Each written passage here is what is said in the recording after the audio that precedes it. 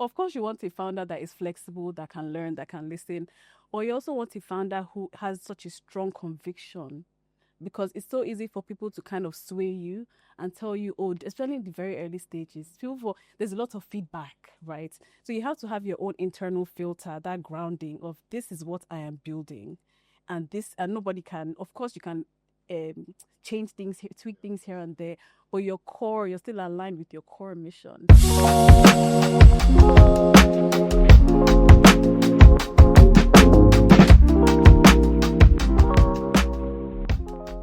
I go. Hello, David. This is our first episode this year. Is that right? Yes, actually. Crazy. Okay, it's been an interesting 2 months. Feels like 4. To be honest, if I look at my calendar and I look at linear, I think this is like a decade in 6 months. You know what I'm talking about. I definitely do. So, but this is actually like a very special episode because we are bringing, for the first time, a guest to the Blue Couch podcast. So, please welcome Ginika Obioha to the Blue Couch podcast. Welcome. Hello, guys. Thank you so much for having me. Happy to have you here. Do you like our lab? I love. As to be, I was so impressed. He took me around. This is amazing. You guys have built something great. Yeah, we hope this is the seed before we get to the forest. Yep, just the beginning. Yeah. So it's interesting having you here because we do have a relationship. You have a relationship with PowerLabs. Very important relationship when PowerLabs was still in the nursery. Yes. Before going to the actual farm. Maybe Toby will talk about that? Yes. So, like David said, Ginika was there when PowerLabs was just the individuals. That's the founding team. There was no lab, right? The lab was in our heads. We were still cooking mentally. And that's what actually makes this episode very interesting, right? Where someone is able to not see the complete picture, right? But still be able to take that bet. And I mean, there are many layers to that statement, even when you think about just how you should live life, right? Yeah. In regards to growth, etc. But I think on this topic of investing, right? Especially in a market where there's so much uncertainty, right? And you have someone coming to you saying, I have this idea. And then this idea just, it almost hits almost every reason why you should not invest in a company back then, right? Hardware, right? Yep. So you want to build a hardware lab that will give reliable electricity in a country that doesn't have reliable electricity. Are you okay? Yeah. Right? It's probably what you are thinking. So maybe we can just probably even get into that. I think we should just start by, allowing Ginika to, briefly introduce herself. And then from there, we can get into some very, very interesting questions to understand why would you do something so crazy, questionable to most. I'm trying not to use other words in my head. But yeah, I guess we can lead with your side. That question on introducing yourself is always so tricky. But thank you guys for having me. Thank you. So my name is Ginika Obioha. I am an investor. I'm someone that's very, very passionate about building startups, building people, just anything that takes something from point A to point B. I like to be that plug that facilitates that. So that's me in a nutshell. And I think that's actually a perfect way to describe Ginika, right? I think the word she used, that plug, I don't know if it was a pun intended, but I just have to say that. But yeah, but no, I think yeah. So just to kind of build from that point, Ginika is an angel investor in PowerLabs. She was one of the few people that took a bold bet on this company and on the people right behind the company. And I have to start by, in a bit easier, saying a big thank you. Right, everyone comes and sees, this big announcement. Right, they've raised X amount, and it's just like, they must have had it so easy. And I think people don't understand that wilderness that comes before, right? It's that wilderness Yep. where you have this thing in your head. And David used to say this a lot, where there's nothing that is more impactful than that first validation outside of just you and what you're just thinking in your head. And someone is like, I'm going to put my hard-earned money into this thing that even for you, you don't have it all figured out. Some nights. Some- You think about it some nights like, okay, hope I'm not very delusional. Hope please. So I have to say a massive thank you on behalf of PowerLabs, on behalf of everyone in this room. For you, you might have just felt, you just invested and seeing what happens. But for us, that was a lifeline.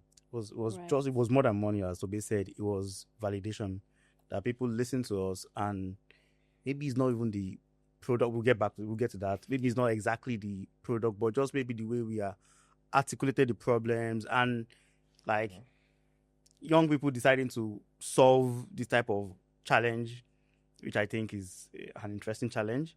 And you deciding to, I don't know, like, is it a crapshoot or just this is like Vegas? Let me just try. Let me trust these people. I think that's really brave. That's really courageous. I don't know, what does it take to be an angel investor? That's a great question. That's a great question. I don't know. I think it just takes. You have to be a risk taker. It has to be a risk taker because, like you said, the vision wasn't even fully defined at the time. I don't think there was even a product. I think we were building the prototype. We were even building it or something. It was still very, very early stage. But I think the biggest thing is just being a risk taker, and we have to believe in. I feel like the founders. That's the core thing. Because even at the time, I remember, because I pulled in a friend to join in on the investment. Okay, a little bit of a backstory. Toby reached out to me talking about this elaborate idea of building something that solves an energy problem in Nigeria, right?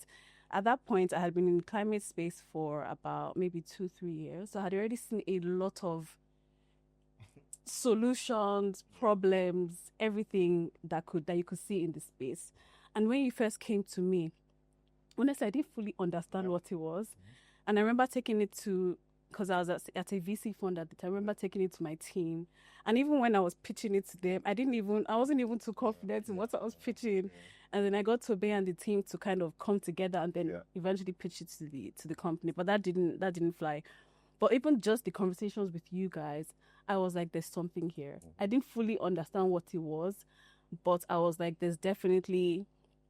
At that time, I remember he said to me, you're trying to build kind of what operating system OS is for Apple. You're trying to build that for the energy system for Nigeria. And that just stuck with me. I said, see, I remember telling my friend that I pulled in, I said, I feel like there may be a pivot along the way, but I'm in for this, right? I'm going to invest in this company. But that was pretty much. So before my next question, so it's really about like the team, the energy you felt, not the final form of the idea, because obviously that can transform.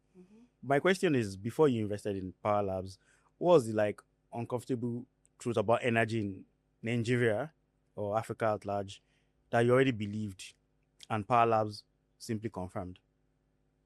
Can you break down that question? It could be like, okay, maybe energy, maybe it's actually a solvable problem.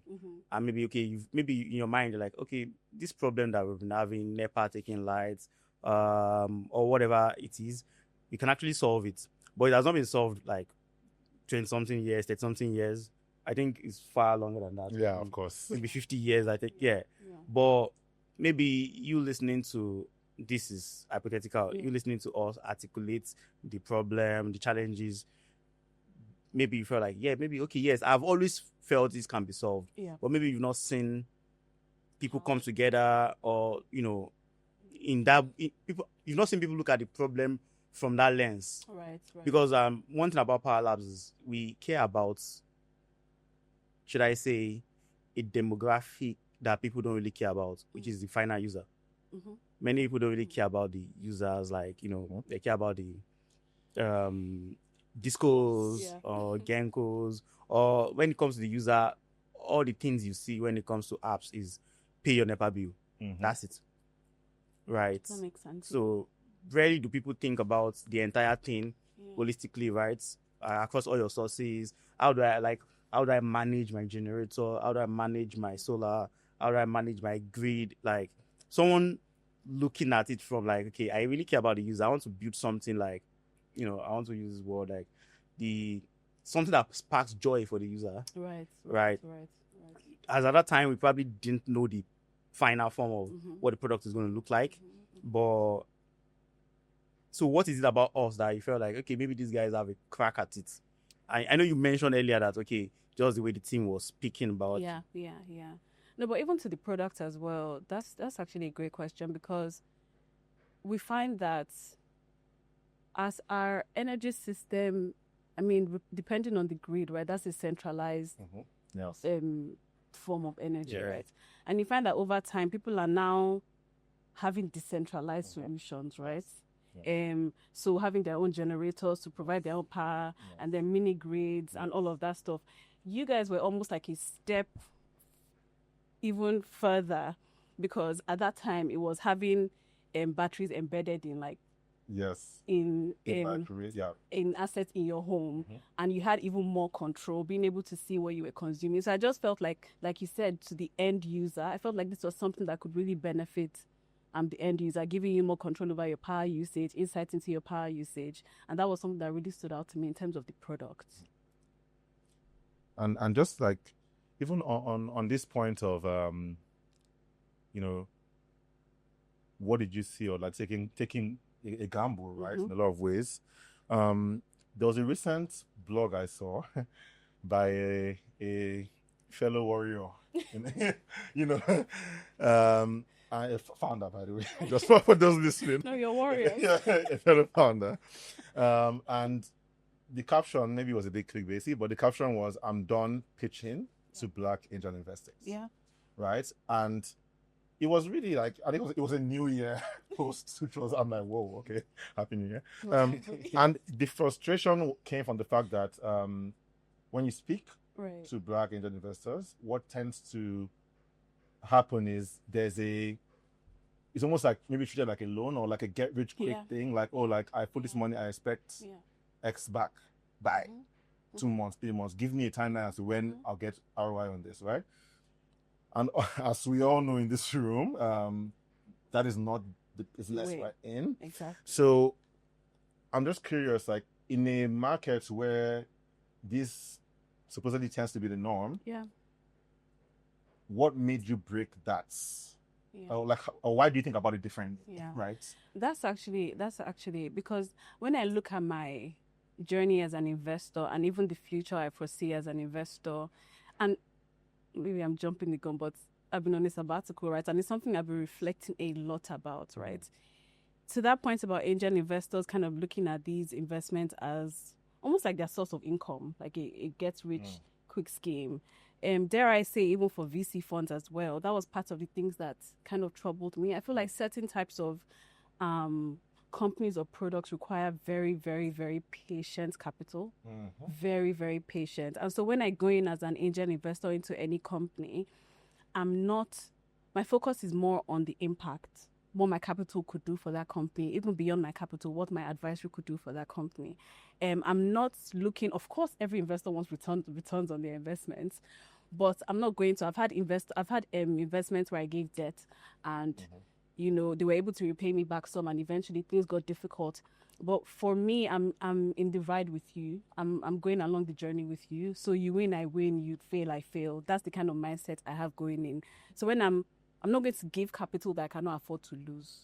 I'll put it that way, right? Yes. So when I do deploy capital, I'm trusting that my capital is doing what it needs to do, and eventually the returns will come. But I also understand that there's a chance that I'm going to lose that money. But for me, I'm more focused on the growth of the company as opposed to my return, if that makes sense.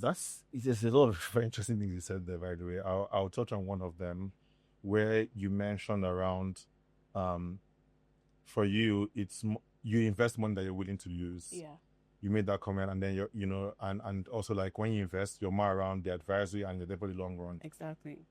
So these two things, I remember, so I haven't invested in the past myself, and before I did it, I actually took a course, right?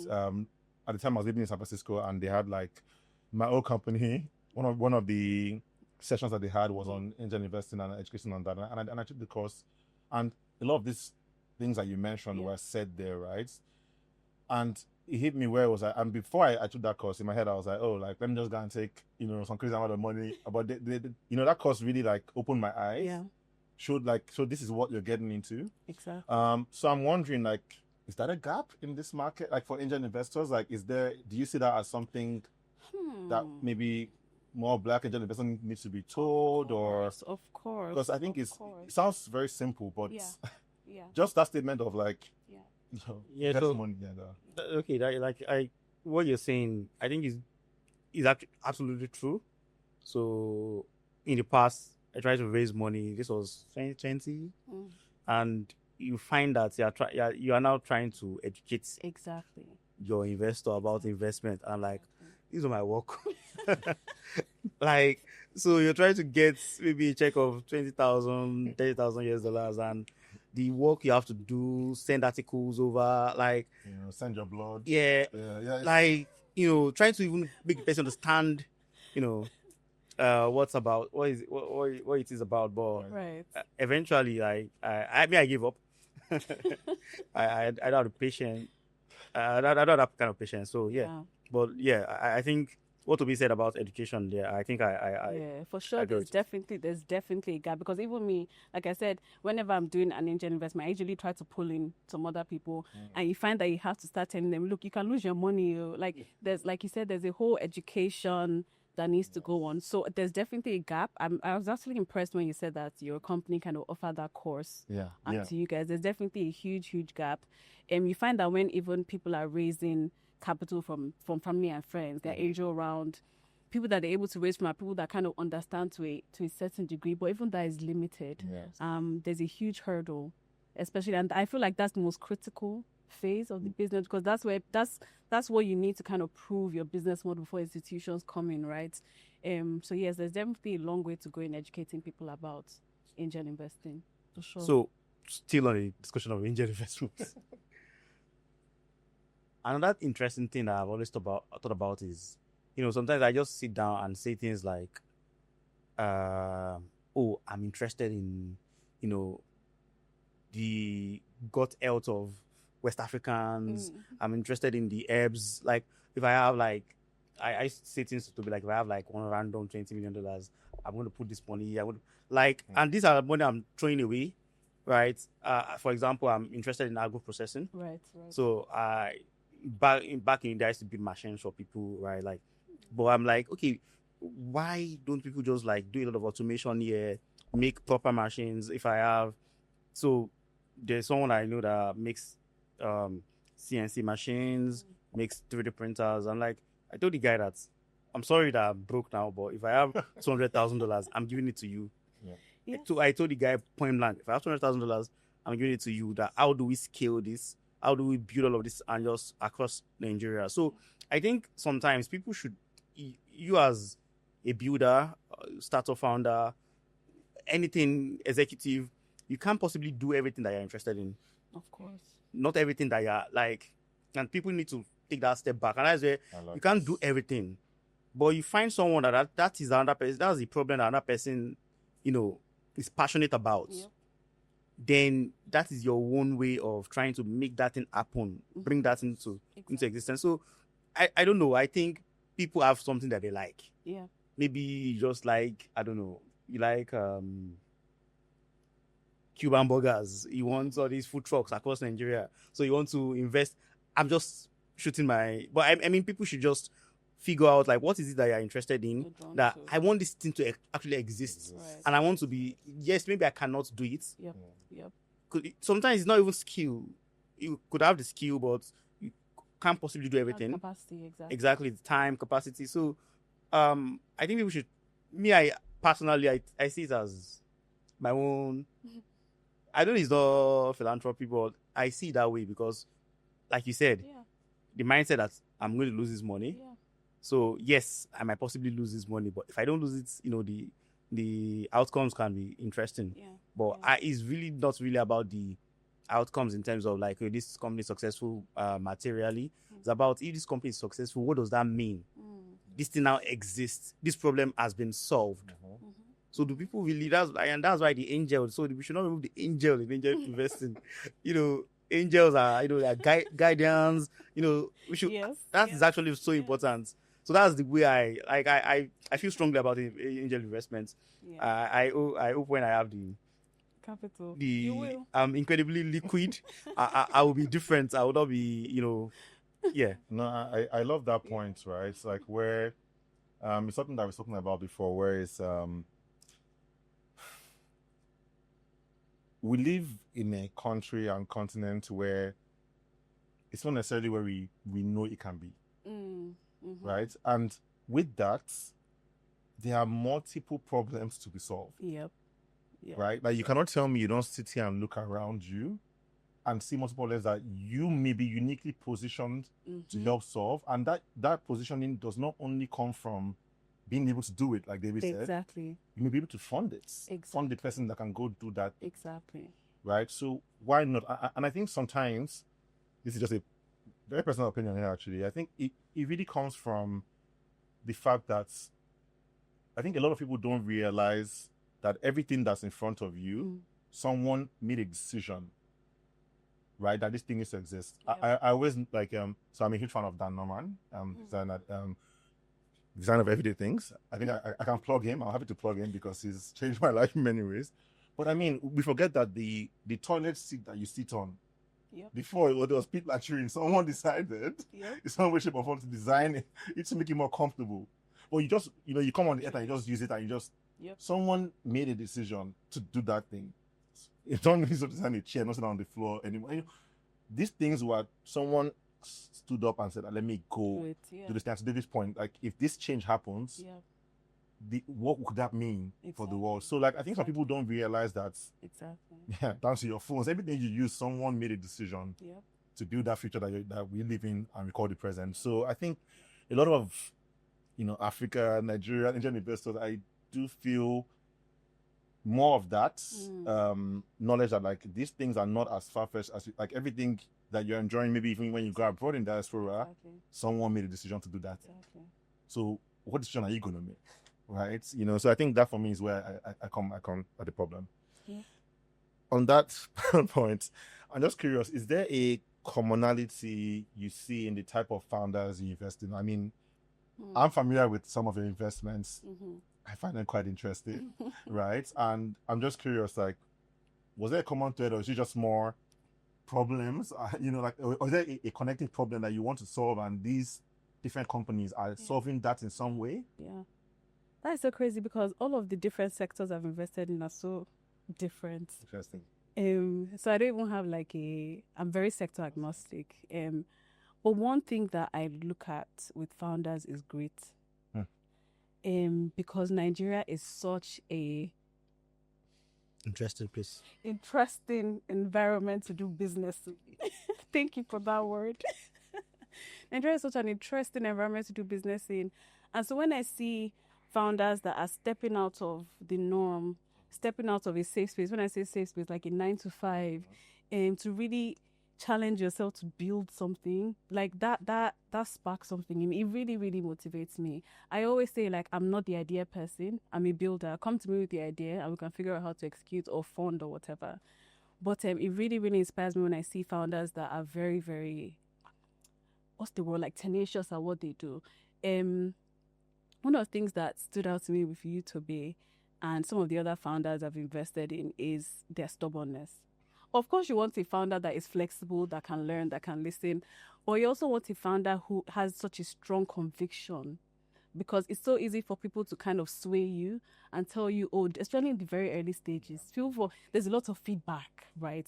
So you have to have your own internal filter, that grounding of this is what I am building, and nobody can. Of course, you can change things, tweak things here and there, but your core, you're still aligned with your core mission.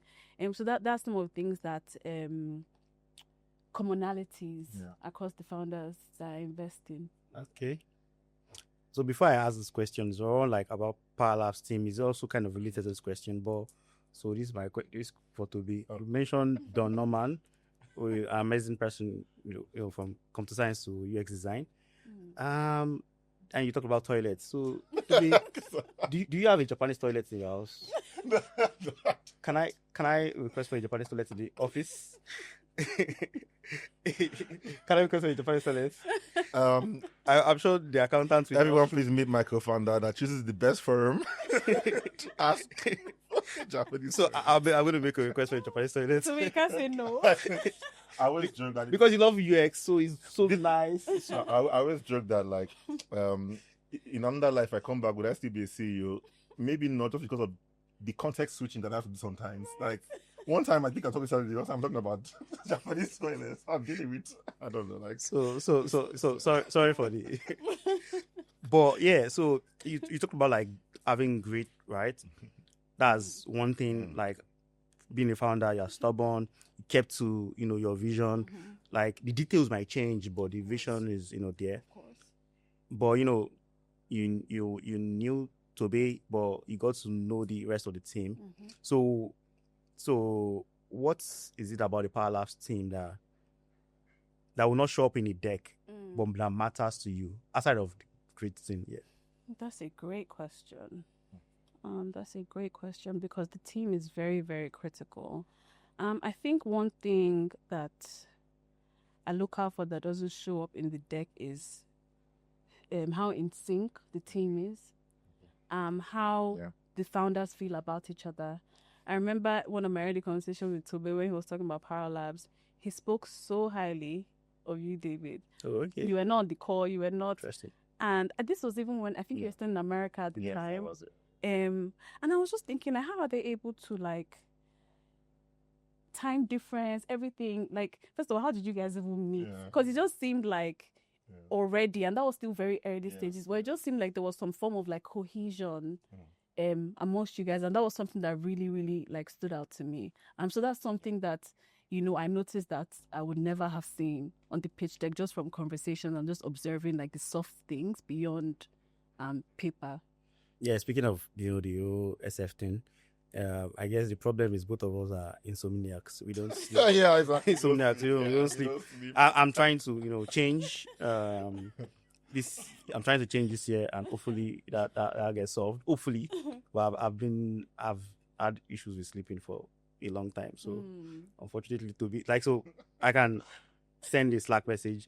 I can get a response. Like with most of the founding team, I'm going to get a response, and I same thing. They will send me a message. I'm going to respond. That's good. No, it's interesting. You mentioned that. I mean, I'm sure a lot of us have seen that stats of like one of the main causes of startups breaking up is the founder dynamic and cohesion, and exactly. And also, like, I mean, said differently, this is how I would typically say it. It's like, would you say good team, shit products, right? Or shit team, good products? I'll always go with good team, shit product, because the good team would find a way to make that shit product good. Exactly. Right. So, and one investor that I listen to a lot like says that it's not an investor, yes, I won't give the airtime, but maybe one day.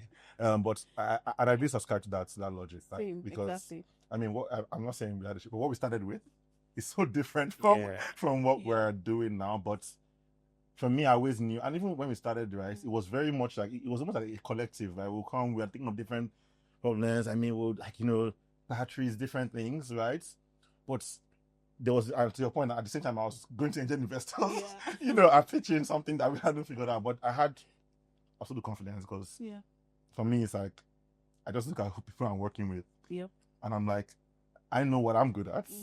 And then the gaps I have, I know these people are like as good as I am in my own thing. Exactly. Right? And so and it's been interesting. I think for me, I'm very curious to ask another question here. I know, like, myself, David, as managers, as leaders, we within companies, we go through this, right? Where it's like, how are you able to identify like talent in domains that you're not necessarily like, it's not your core expertise, right? Right? Because, for example, now, like, you're sector agnostic, right? You invest in different sectors, but you might not. I mean, you might not be a physicist, but you can. You know when someone is credible, right? You maybe you're asking the right questions. So I'm just curious, like, how do you do that? Because I have my own thoughts on this. Like, sometimes it's challenging, sometimes, but You know, I'm just curious to know how, and also for David too, like, how do you think about that? Where it's not a core domain, right, of yours, like, but you kind of like, you're able to still, because if you run the company, you have to be able to do that. Like, you're not going to know you have to have people that are better than you, right? Yeah. So how do you, first of all, identify and know that this is not a packager, you know, that just saying all the right things, you see these making sense, you know, how do you see, how do you read between the lines? You know, I'm just curious, like, what are your tactics for both of you? I think you should go first. So the question, I hope not. I hope it got into No, that's actually such a tricky one, because to your point about like conversations, right? I don't know what it is about me, but I'm very big on listening beyond your words. Like, there's just certain things I pick up on. I can't quite pinpoint. I can't quite name. But for one, how well are you able to sell this thing to me that's a layman, right? Because that is very, very important. Some people are so technical that they don't know how to sell the vision, the product, the idea, right? And you lose investors that way, because there are a number of investors like me that are very agnostic, right? So for one, how well are you able to sell this vision of the product? Like I said, with Tobe at the early stages, I didn't even fully understand, but I just knew that there was something there, right? I bought into something that he said. So how well are you able to sell that, for one? And I think it's also it still kind of boils down to like your grit in this kind of environment. How do you see yourself solving this problem in this environment? And from conversation and just things that you observe, I feel like it's kind of easy to tell when, and it's not necessarily because some people are smart or they have a great idea, but they may not be good executors, right? So it's also being able to distinguish between those that are able to execute and those who just have an idea. Okay, so you know, the question is incredibly hard for me, and because I'm here, people are going to listen to it. Colleagues, employees are going to listen to it. For me, it's one, I tend to dabble in a lot of things. So even things that so this is the thing. So for example, it could be something very esoteric. I've played with it. I know my limitations as a beginner or someone that is just a dabbler. So if I'm speaking to someone in that space and they don't seem to be better than me, or like I might even intentionally make some errors and they cannot pick on it, they are not that good. Right. That's one. I care a lot about what you've done, right? Rather than you say what you said you've done. Like what have you really done? Like, can I verify that you worked on this? Like, so when people say things like, oh, I increased so if you ask like so maybe an engineer said, oh, I worked on this product. If you're a firmware engineer, I want to know what you did as a firmware engineer. What parts of that stack did you write? If you're a marketer, oh, I increased, say, this thing by this. Our ROI is this. I want to know what did you do? Explain. Like I'm a systematic person. I like things in systems. So processes, like show me what you did. Let me follow you. So I have like this bullshit meter. Oh, sorry, is that allowed? Okay. So I have a bullshit meter. I'm very serious about it. Like almost many domains. Like I don't have to be an expert at this domain. And there's someone that like Richard Feynman. Richard Feynman would go back in the days when he was at Los Alamos, when they were building the Manhattan project. So they were sending sometimes to like maybe a factory. So this guy is not a process engineer or a chemical engineer, but he's going to ask some questions, and based on that question, they will discover big problems, big errors, right? So, and the reason I don't want to use that phrase is because some people have ruined that phrase, or like, should I say, first principles thinking. I don't like everybody, everybody says it, right? But by first principles thinking is so I remember a class that there's a math class that you can take where everything that you learn in physics, you can just from learning maths, right? You can derive those things from scratch without having knowledge. You don't have to go and read this textbook, Right, and right. so that shows first principles. So I take that attitude towards everything, whether it's accounting, whether it's So it's not really about how much facts that you know. Yeah. It's really about how do you think. Do you know that is such an apt point, because as you were speaking, I was just thinking like about the founders. A founder who is able to admit what they don't know. Yeah. Is Big so, than someone that just some people are salespeople, right? Yes, There's a lot of like fluff, and there's a lot of, so if you're able to drill down to, if that founder is able to be honest and say, look, these are not my strengths, these are my core strengths, these are areas where I have gaps, and then you have like a co-founder or like other supplementing like team members. But if you kind of posture as you know everything and do everything one man army, that for me is one of is a red flag. So I that's part of my my trick of finding out like if you want to hire someone, right? That's how I do it. Okay, that brings me to just moving away from this a bit. So yes, we know Ginika, the angel investor in all these amazing companies, but what's also interesting is your mode of investing does not just stick to equity, right? You've mentioned that as an angel investor, you do equity, you do debt, and grants, right? And recently, I saw that you. I knew you were crazy already because you invested in me. I don't know who sent you, but no. But joking aside, like I saw the post where you launched a grants initiative and investing in, I guess if you say more on the served areas of the ecosystem that we're in, Eastern Nigeria specifically, and you made 400 investments there. Yeah. Are you okay? Like, can you tell us your thinking around that, why you started that, and what we did? Oh my goodness! No, even along the way, I asked myself, "Am I okay?" Like, because, it was such a. I've always been very curious about the East. I feel like there's a lot of capital. I mean, there isn't a lot of capital. Yeah. There's a huge capital gap, right? But the capital that does flow in, I feel like a lot of it comes to like Lagos, kind of popping hubs. And so I've always been curious about the East, because we have a lot of like billionaires, we have a lot of. So I'm like, what are people really thinking or doing beyond buying and selling in the East? Are they like, do people have innovative ideas? Like, what are people really? What's happening there? What's happening in that whole landscape? And so, the grants initiative was pretty much a way to gather information. And so I put out the application. The amount was 1,500 per company. At first, I was very, very hesitant because I'm like, how much can this do? It's literally almost 2 million, especially in this economy now that inflation is so high. I'm like, how much of an impact can 1,500 really have? And so when I even put out the application, I was very scared. I didn't think that I'll have a lot of like inbounds, and I received, I think, over 500 applications. Wow. And even the day I closed the application, they were still coming in. So that was such a huge eye-opener for me, that there's a massive gap, even for the tiniest amount of capital.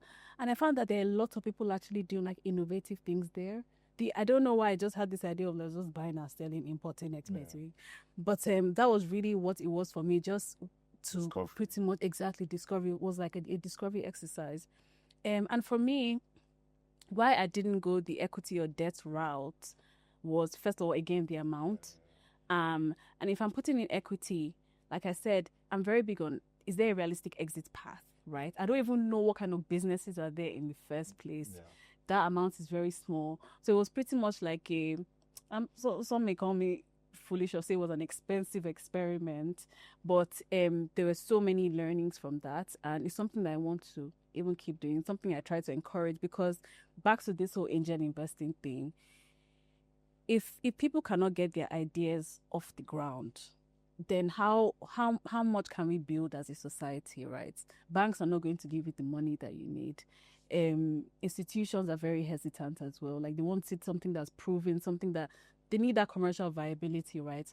But if people are not willing to kind of experiment or give you that little initial capital, then how much growth can we really? I'm very big on like economic development. For me, the path to that is through investment. And so that was pretty much my entry point into the East, gather information, see what people are doing. And then if I give grants and, what they do with the capital is good, then I potentially put equity or debt to follow on the grants. But that was the idea behind I that. think that's great. I think more people should do this Yes, like, for a lot of places, because when you think agree. about like quality of talent, like I think talent is everywhere in Nigeria. I've been to East. I used to go to Aba a lot before. I did a lot of metering work there, so I know some interesting people there back in the days, right? Like people are doing amazing stuff, but maybe they don't have that, that kind of voice on the internet, like visibility like that on the internet, like the what's happening here. Same thing in the north too, like Kaduna, interesting. Kano, you just be amazed at what's happening there. Yes, I know Lagos is like the Silicon Valley. I get it, but think about it. Even in America, there are some interesting places where interesting things happen outside of Silicon Valley, and that should be the case here also. Okay, because there are problems everywhere, so there are people come up with solutions wherever they are. My own next question is really about, it's about the climate. So you worked at places where climate focused investment was like a big part of Factory Ventures, Equator VC, right? But I feel so I feel so. Okay, let me tone it down again. Like when it comes to climate invest, because I do believe, I really believe in sustainable energy. I believe in this, right? Yeah. I did the course in metrology back in school. When I was in uni, I was mostly rapping, so I never. But I remembered some details about that course, and that made me. So that's the thing. When I was in uni, I know some of my. Then I learned the material after the exam. So I probably doing something so the thing is, curiosity makes me to learn the material, right? So maybe I want to do something and I like, you can actually like pass an exam or do something like without really knowing the material, just do it. Tell me how, because I that didn't work for me. No, I don't like. Maybe I'll try to pass like crazily. I just want to pass and not repeat the course. That's it. Like I don't care. Like, but curiosity. I'm someone that I need to understand something. When that bug bites me, it could be in the middle of the night and I'm trying to do something and I'm like, because I don't understand Fourier analysis very well. That's why I can't do this stuff. And for the next 1 week, it's just me Fourier. That's it. So that's also I learned. So that's the way I kind of build back or anything I don't know, and I do believe people don't take themselves seriously. There's nothing you can learn. I know people that picked up electronics as an adult, like seeing someone that has 3 kids, a mother decided to say I want to learn electronics, and they became amazingly good at it, or programming. Old Japanese lady picked it up and she became very good at it. So, but people limit themselves. But my when it comes to climate, I think I did the course in metrology, so I got to know a bit. So I think when you read the news a lot back in the day, I remember what happened. I think I was still in uni then. Fukushima, where there had this tsunami happened, and based off that tsunami in Japan, countries like Germany basically were saying they are going to stop using nuclear. Everything is going to be solar, going to be, people say these interesting things. And when you follow climate policy, you see the Paris, the Kyoto, all of these things, but it has not really resulted in major changes. And the big guys, the big countries, they still keep all the Western European countries, I'm saying this here, they're still using gas. Yeah. So you are decommissioning nuclear plants, but you are now using coal. Like at the time, they had to like commission coal plants in Germany to have because they had energy shortage. Right. So that the question is, this affects us because climate focus, like in Africa, companies are trying to raise money or energy projects. There's this so much focus on green, that's to be green, and I do want it to be green. However, we want it's like there has to be a reality, Transition. that transition period, and also there has to be understanding that for some type of things, for, I don't know, industrial projects, it's okay not to be fully green. Now that's where, when I say fully green, Yep. in some ways, you need to use gas, you need to use this, right? Yeah. So that's where, I'm going to plug in PowerLabs shamelessly. That's where some of like our product, for example, can show you how really dirty are you, Yep. like how green or dirty are you. Like, Exactly. so when you have that visibility, at least that's the first step Yep. into solving the problem. Yep. So, however, there's that understanding that we need to live at least for a while. We need to live in a world where we need to manage between these not very clean sources. Yeah. And so how does that work out? Especially like it's tough when it comes to investing, when it comes to in Africa. There's this like push towards like, everybody, Impact investing.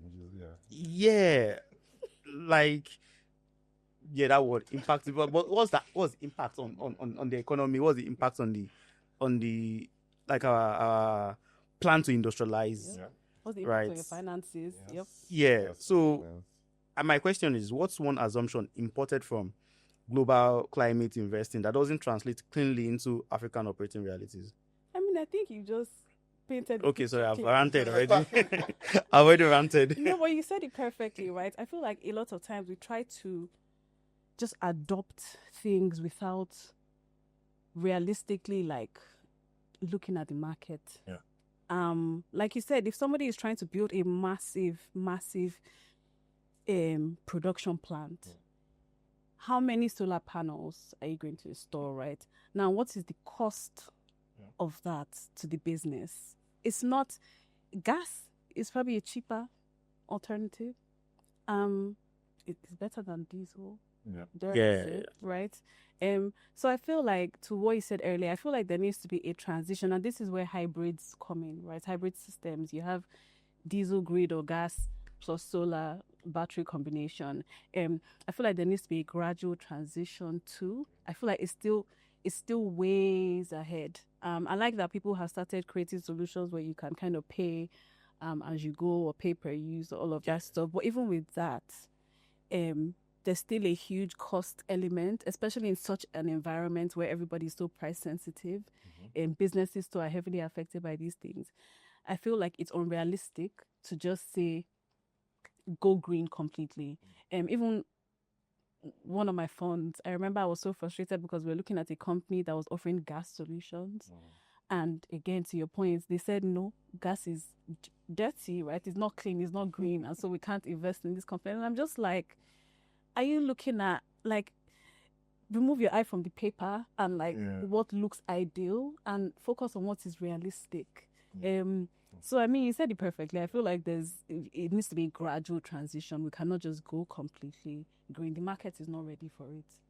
Wrapping up slightly. I know we've drilled. I'm going to cover a couple of questions here. But I'm curious, right? We know Ginika is an angel investor. But where is Ginika in her journey now, right? I know we obviously spoke off camera. We know that you took a bit of a sabbatical. So I'm just curious. You actually mentioned that earlier. Yeah. So where is Ginika now? Ooh, that's a great question. Ginika is still trying to find herself.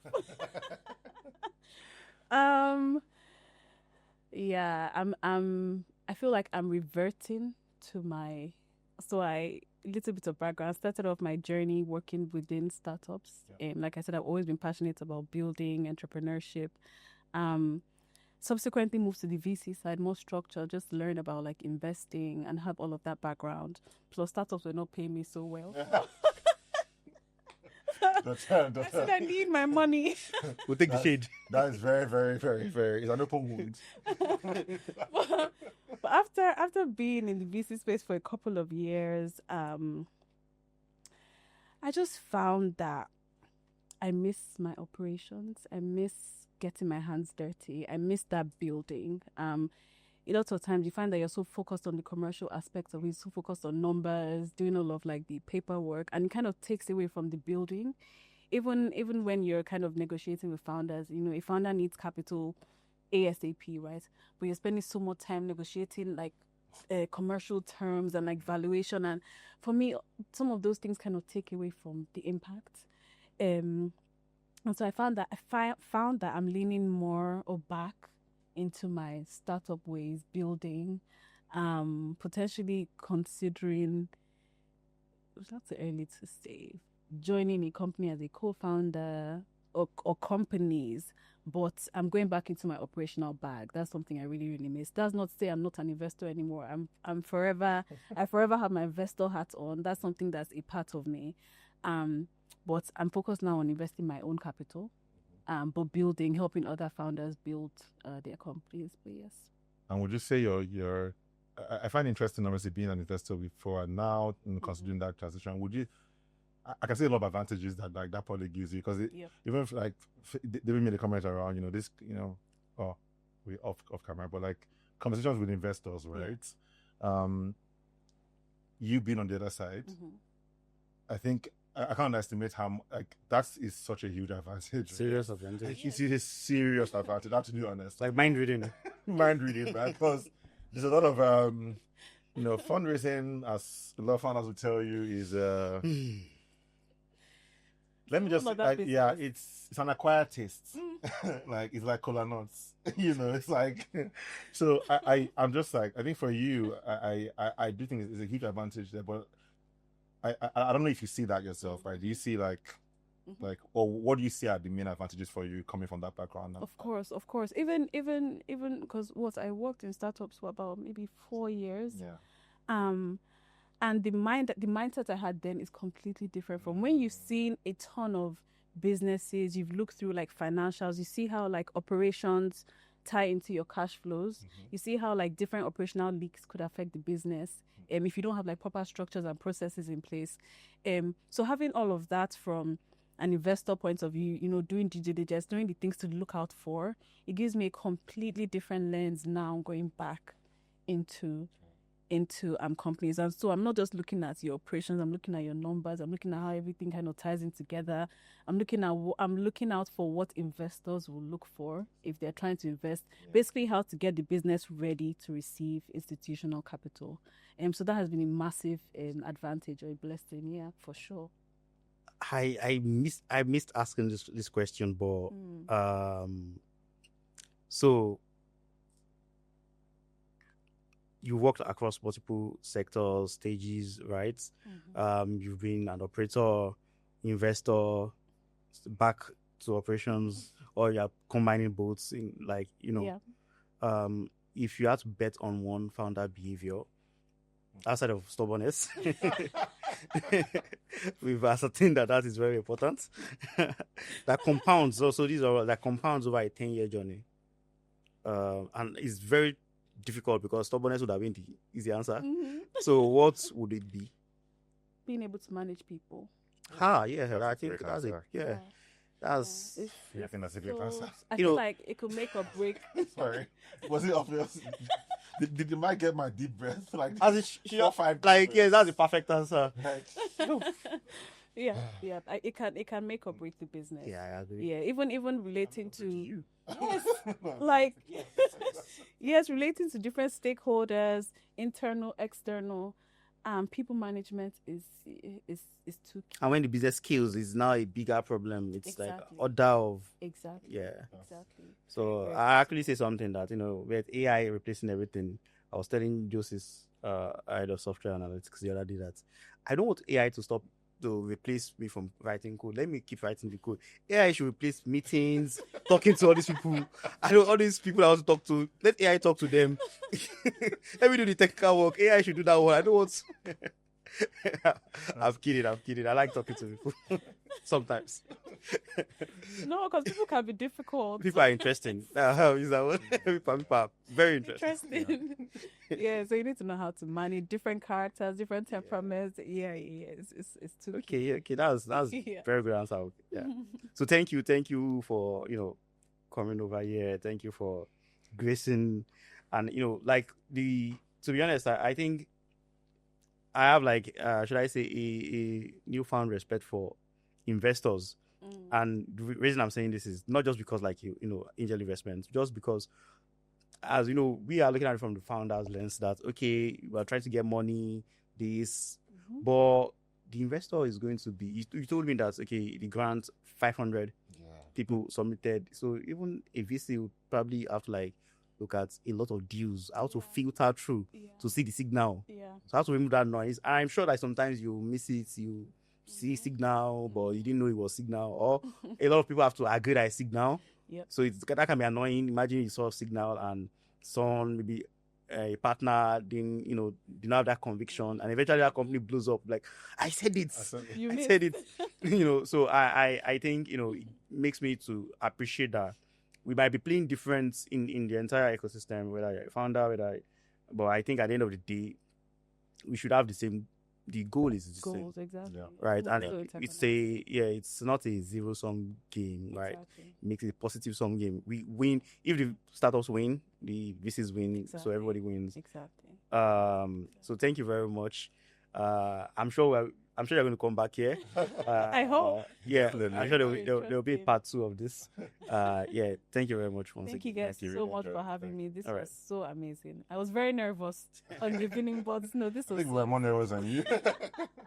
No, I really enjoyed this. Thanks, guys, for having me. I really, really appreciate it. You guys are doing such an amazing job. I can't wait to see what PowerLabs looks like 10 years, 15 years, 50 years, 100 years from now. Thanks. I'll not be alive, but. Don't say. You never know. Tech. You never know. Yeah. All right. Thanks so much, Ginika. Much appreciated. Thanks, guys. All right.